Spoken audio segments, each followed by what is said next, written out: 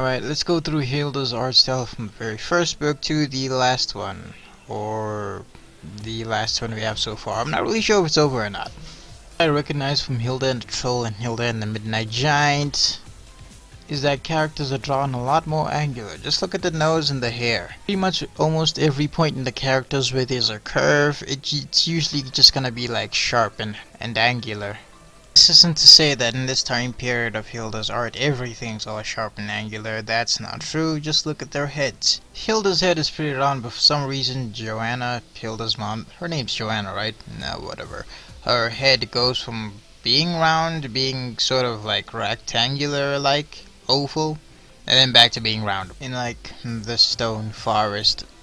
Also, Luke Pearson would add a lot of shading around his characters. Well, his human characters like Hilda. The shading would mainly be centered around the hair. I have to mention that Hilda's limbs look like sticks in this period of art for Hilda. It also looks like she's drawn a lot longer or taller than what she looks like later in the series. Now between Hilda and the Bird Parade and Hilda and the Black Hound, the art style starts to look a little different. Most things are drawn the same, but a lot of the things I said were rough, spiky, and angular are now more rounded. This is kind of a transition period between what the graphic novel used to look like to what it will look like. In other words, a lot of shit is changing and it's gonna turn into something different. You have to know that Luke Pearson doesn't use as much shading as he used to on his characters. He uses it sometimes here and there, but for the most part it's non-existent.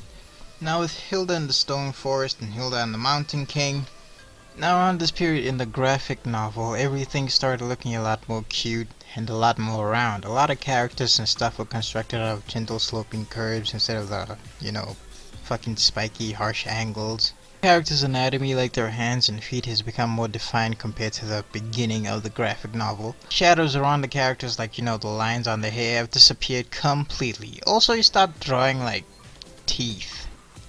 Not much from this time period of Hilda's art looks like what it was back in the beginning.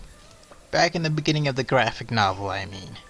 This style looks a little closer to what the Netflix series looks like. And it is my favorite period of the evolution of Hilda's art style. I also have to mention that over time in the graphic novel, I think Hilda got shorter as the art style changed.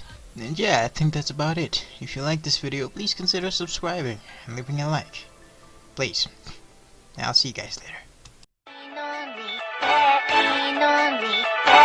ものにって思うのにできなくてとさえできなくてとさえでフラフラフラフラフラ